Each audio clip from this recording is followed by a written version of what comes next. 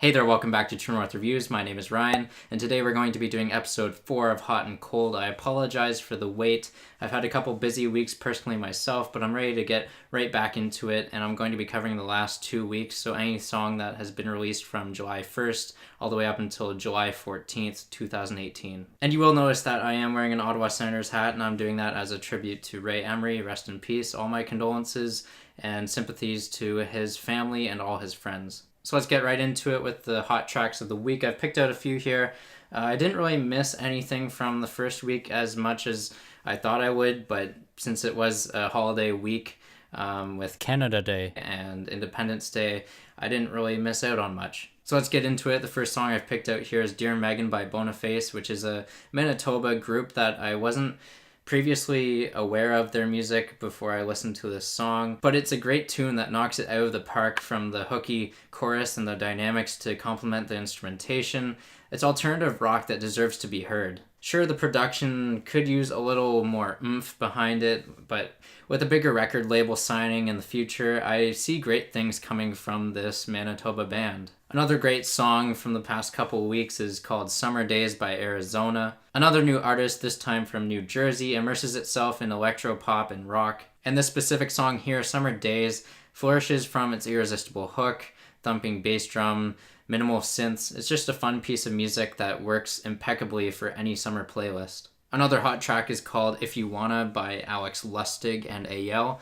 The vocal performance on this one hits me square in the face as emotional. The electronic instrumentation is attractively ambient, and the synthesizers give it a unique sound that almost makes the song sound like it has been made underwater. At the end of the day, it's a track that flows as smooth as an ocean wave, and it's a soothing and peaceful listening experience that is capable of pulling you out of reality even though it's just a 3-minute song. And now we've arrived to the 2 songs I've been wanting to talk about the most for this video, and that's the 2 singles put out by Childish Gambino, also known as Donald Glover, and those 2 songs are called Summertime Magic and Feels Like Summer. Coming off exceptional success from his track America earlier this year, Donald Glover is returning with a couple songs that play into his wheelhouse of R&B, which he explored on his previous album Awaken My Love. And with the summer tinge and vibe, both of these singles here stand out for different reasons, one good and one not so good. Summertime Magic being the favorite of these 2 for myself, has instrumentation being wrapped in a bright atmosphere from the samples of the flowing water,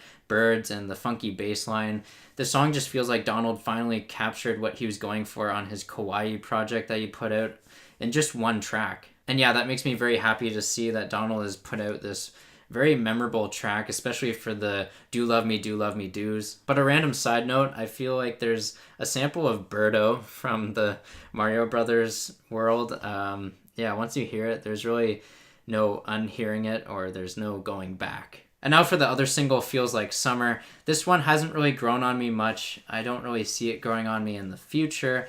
It just plays too much like a California type of song that Childish Gambino put out on his previous record, Awaken My Love.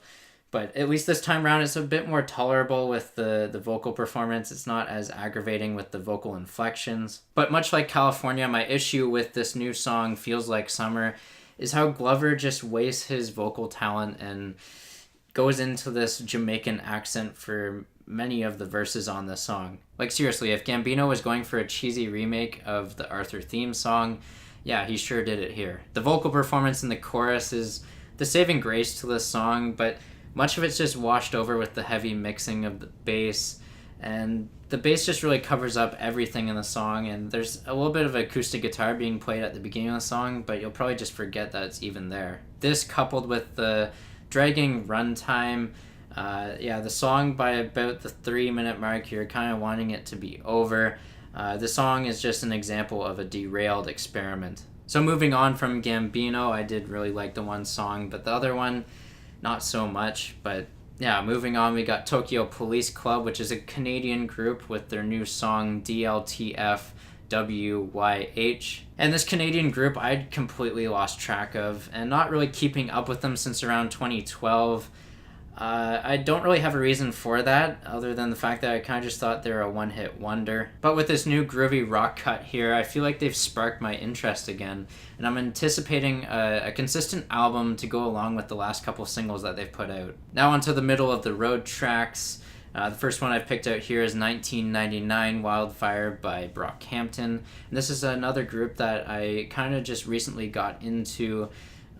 This new cut here, this new single for their forthcoming album, yeah, it's catchy on the surface, but the Outkast influence on this just hangs a little too heavy. Sure, stylistically, there are different sections to a song that show off the different kind of unique, distinct sounds that Brockhampton can showcase, but listening to their most recent project, Saturation 3, I feel like this band or group, whatever you really want to call them, there's a bunch of them. I think there's like 10 of them altogether.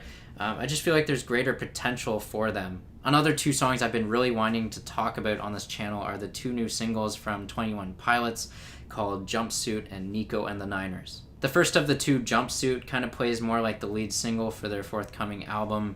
It has a darker tone to it, but I can't really give it much credit because the riff just sounds like it just comes straight out of the Muse discography. Like, yeah, I've been desperately wanting 21 Pilots to take a darker kind of direction in their music, but this song just comes off as meh. And the latter single, Nico and the Niners, is just as underwhelming as the lead-up single for Blurryface, Fairly Local. Between the deepened vocal harmonies and the bland melody, those two things just make for a boring song, which doesn't really elicit much of a response for me, even with the attempt of the quick rap section at the end of the song.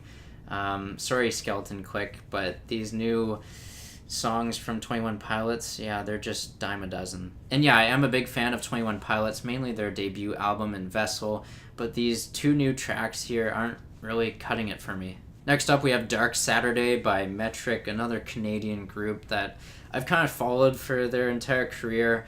I've liked a lot of their material, but this new one here, yeah, it has some catchy parts to it.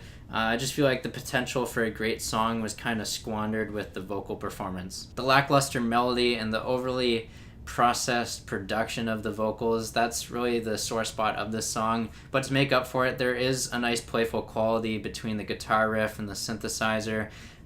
So despite the disappointing single with this, I anticipate still a strong release from Metric in the near future, which should be coming up in the latter half of 2018. And to round out the middle of the road tracks for the last couple of weeks, we have Scotland by the Lumineers. I forgot which week that this EP style release dropped, but there's only really 3 songs, and the second one was more just of an interlude, I feel. The one I've picked out here is Scotland. It's a great folk tune, which is stripped back and raw in its feeling. But the melody and the meandering form to it are the only features that really hold it back from being a good track for me. And I guess that's why they had to put it on a C-side EP release.